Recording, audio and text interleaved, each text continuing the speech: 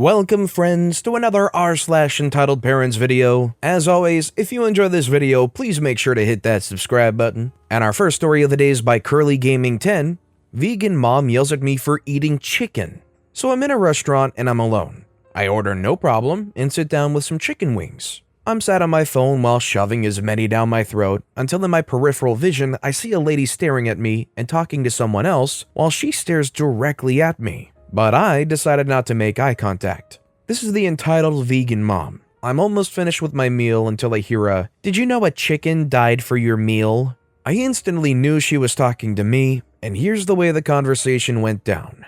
I say, "I'm sorry?" She says, "Your chicken wings. An animal died for your meal. You should be ashamed of yourself." I say, "Yes, I know that an animal died, but I still want to eat it now. I'm sorry, but can you please leave me alone?" She says, "This society keeps getting worse and worse. There's people like you that enjoy eating the flesh of innocent lives, but you can still change to a vegan lifestyle." I said, "What?" She said, "I said you can switch to veganism." This got the attention of people around us. I say, "Please go away." She says, "Excuse me?" I said, "Please go away. I don't want to talk to you, and I'm not going to veganism just because some lady who I don't know told me to." She says, "This generation's terrible. How disrespectful you can be to people while I'm just explaining on how your actions affect others."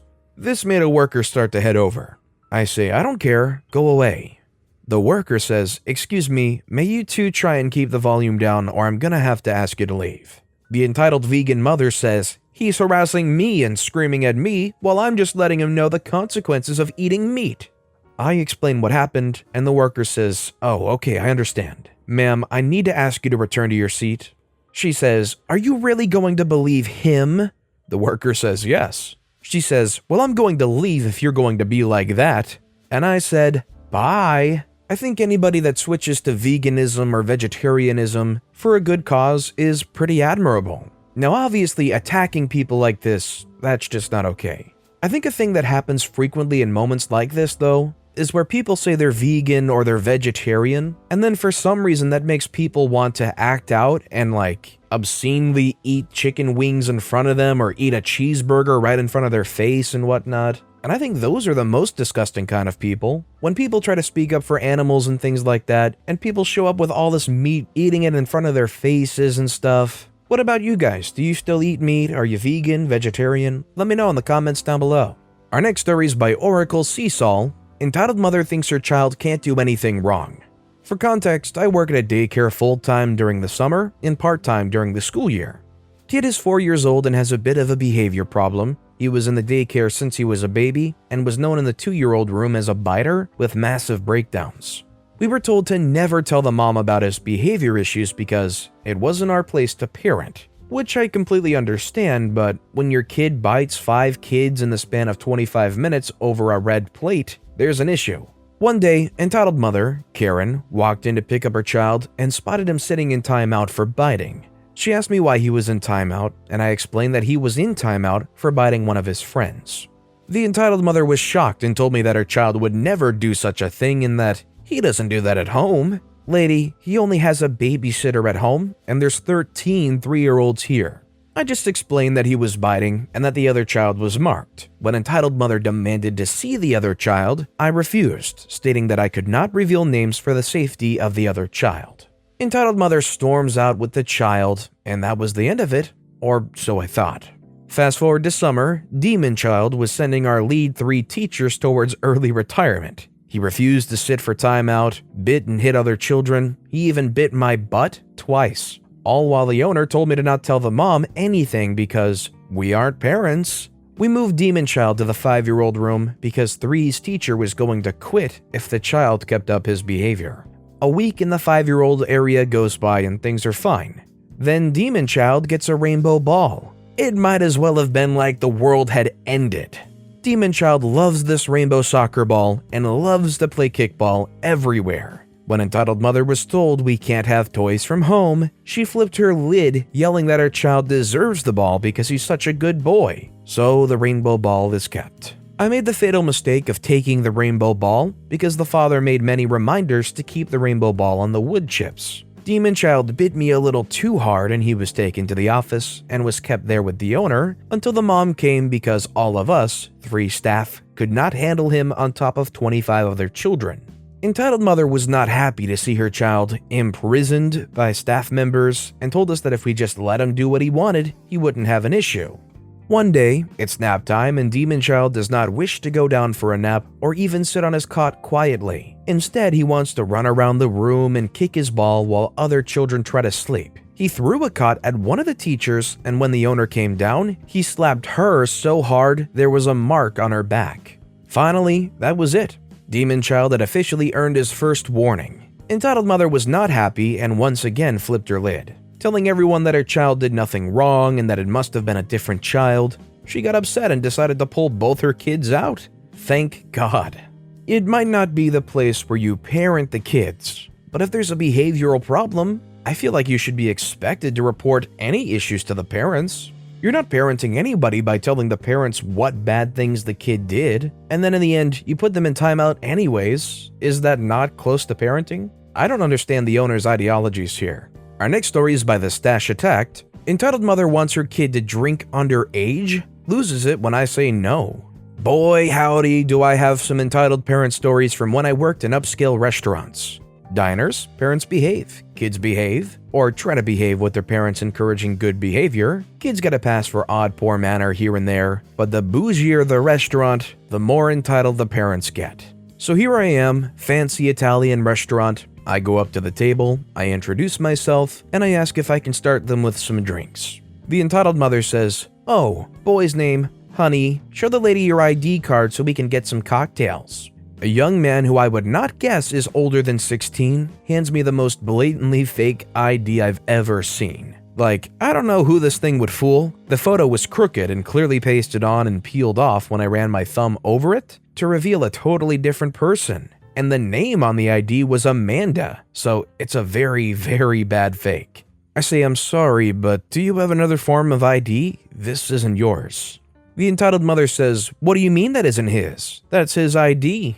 I say, "Well, I don't think he's a black female named Amanda, so no, this isn't his ID, and I can't serve anyone at the table alcohol now. It's the law." My manager overheard some of this and comes over. The manager says, "Is there a problem?" The entitled mother says, "She won't serve my son alcohol even though he showed her ID." At this, I handed my manager the fake ID. The manager says, "Ma'am, this is clearly a fake ID. By law, we can't serve anyone at this table alcohol." She lost her stuff, jumped up, held a fork like she wanted to stab someone with it, and demanded to speak to the owner. Owners heard the whole thing, comes over and informs the woman that no, we will not be serving them alcohol, and she can now leave, either via her own legs or the cops, because we weren't serving them food either. Entitled Mother and Co. do decide we're serious and storm out, making a scene ranting the whole way out the door. Other guests are staring and then go back to their food with a bout of uncomfortable giggles. I have so many other stories from this restaurant, that isn't even the worst one. I know this is completely unrelated, but the entire time I was reading the story, I was just thinking about McLovin, man. As far as fake IDs go, I can't help but think about McLovin. Who are you, Seal? This next story is by Marley Joanna, entitled Parents Starve Toddlers for Phones. I work at a big-name wireless carrier and have plenty of entitled people stories, but this one was just horrible to watch. This was a few months ago. A family of 5 walk in, so I go to greet and help them. There was a grandma with her son in his mid-20s, girlfriend and wife, and their 2 small children. The purpose of their visit was to upgrade the grandma's iPhone 8. She didn't speak English and I didn't know her language, and all my coworkers who did were busy. So I communicated with entitled mother and entitled father, but also tried my best to use Google Translate to talk with grandma. The actual whole account was under grandma's name. The 2 parents were on her account. For those who don't know, if you're under someone's wireless account, all your actions fall on them. If a phone that you finance goes unpaid, the collections go to the account holder. They technically own your phone number even if you pay for it, so all responsibilities fall on them. Depending on the account holder's credit, you can only put 0 down on so many phones. Most accounts have a limit of like $5,000 financing. Anyway, I go over options with the grandma for financing a new iPhone 12, even had a trade-in deal to make it cheaper for her, but we had one problem. The bill was in delinquency, and the system would not let us finance new devices if it is. So entitled mother and entitled father get involved. They ask why their bill's so high, so we go over the PDF with them, and 80% of the bill was from entitled mother and entitled father. They both had a Samsung S10 Plus financed out with insurance, and both had 3 plus accessories: cases, screen protectors, speakers and wireless earbuds, etc. So that was an easy $200 a month just for the couple's stuff. They talk to the grandma, she pulls out her credit card and force her to pay the delinquent bill. But wait, entitled mother spots the new, at the time, Galaxy Note 20 Ultra, $1,300 phone, $1,450 after taxes and fees. Suddenly, they forget grandma's upgrade and start talking to me about financing options for this phone for both parents. I remind them that their S20 Pluses are still being paid off, so if they upgrade to the new Note, they would be paying over an extra $100 a month for 2. Also, because their financing limit will be reached, grandma will have to wait a long time to finance a phone for her on her own account. Grandma, entitled mother, and entitled father all have a conversation between themselves for a few minutes, and I give them some privacy to talk. Entitled mother and entitled father approach me and say they're not upgrading grandma today, but they both want the Note 20 Ultra today. I get my coworker who speaks their language to talk to grandma to confirm that she's okay with this. She was, so I go over the cost of financing them. Again, reminding them that the phones they got last year were not paid off yet, so they can expect a large bill increase. Poor grandma. They don't care, and I proceed. I bring the phones out and start to ring them up. But because the financing credit was pretty much maxed out at this point, and one phone would need a $300 down payment plus tax today, the total would be like $450. They say, "Hey, can you give us just a minute?" So I do. Entitled mother called Kid 1's soccer club and canceled her classes for the next month to help cover this. Make some calls to other family members, and at this point, I give them privacy. Then they signal me over for a question, so I stick around. I overhear entitled mother saying to entitled father that for the remaining $200 they need, they can simply skip the kids' breakfast for a week or two and make plain pasta for dinner every night for the next few weeks. Entitled father agrees and says that the kids are fine eating plain pasta every day for a few weeks. At this point, they take a notebook from grandma and ask for a few more moments and start writing a bunch of numbers down. I try not to overhear, but they even say how they're gonna cut back on the kids' juice and snacks for a while. I tell them that I can hold the phones for them if they want to do it next weekend. They decline, saying they really want them now. At this point, my manager gets involved and has me ring everything up, and it's said and done.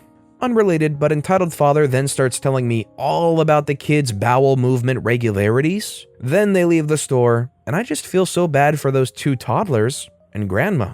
I think the worst part about this is, even though you know it's extremely wrong what they're doing, there's nothing you can do about it, and you have to stand there and act like it's okay processing that sale. I mean, you could just give up on it, walk away, refuse to process it, but somebody else surely will. It's just a lose-lose situation. And our final story of the day is by Ordos Deluxe. I got a lecture from a mother who thinks it's acceptable to bully a toddler. I, male 35, decided to take my daughter, 2.5, out for a walk around the block with her new scooter this evening. She's still learning to go on it, but when she gets a solid run at it, she's really good.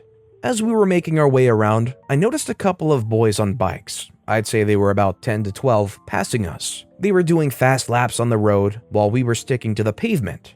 Suddenly on one lap, one of the boys literally cut onto the pavement in front of us, blocking our path. He looked at my daughter and said, "Get off this street, and don't come out until I tell you." His tone was definitely not lighthearted or funny. Now, my daughter's 2, and doesn't have a clue what's actually happened here, so she's smiling and waving. I, however, am unimpressed. I step between them and tell the boy, "If you threaten my daughter again, I'll take your bike, and when your parents come to get it, I'll tell them how nasty their son is." He did back off and we went on our way. Later, we went to the park just opposite our house. We were at the swings and another girl came into the park, going on a swing near us. Then the same 2 boys rounded the corner, coming into the park and making their way over to the girl. She quickly said, "Stay away from me, I've asked you before." The boys laughed and ignored. I again intervened and this time said, "She's told you no. I suggest you get on your way before you get into more trouble." The girl then thanked me and left, and then we did too. The boys obviously noted what house I went into, because not long after, I got paid a house call by their mother, screaming at me for scaring her kids. I told her that her son was a complete piece of crap trying to intimidate toddlers and girls. She said that this wasn't over and stormed off. I just can't understand why some parents think it's okay for their kids to act like little poops. What would they do if it was their kid being bullied? Considering they're letting their kids just ride around on bikes doing this to other kids, if their kid was getting bullied, they'd probably be in the same exact place, sitting on their sofa watching whatever it is on TV. Doesn't really seem like they're doing too effective of parenting. But with that being said, that's all the time we have for today. So of all these stories I've read today, which is your favorite and why? Let me know in the comments down below. And if you haven't yet, if you could like and subscribe, that would mean a lot to me. Whatever you do, whether it's liking, subscribing, turning notifications on, all of it helps grow this channel and I appreciate the heck out of it. So until next time, I'll see you all tomorrow with some more stories.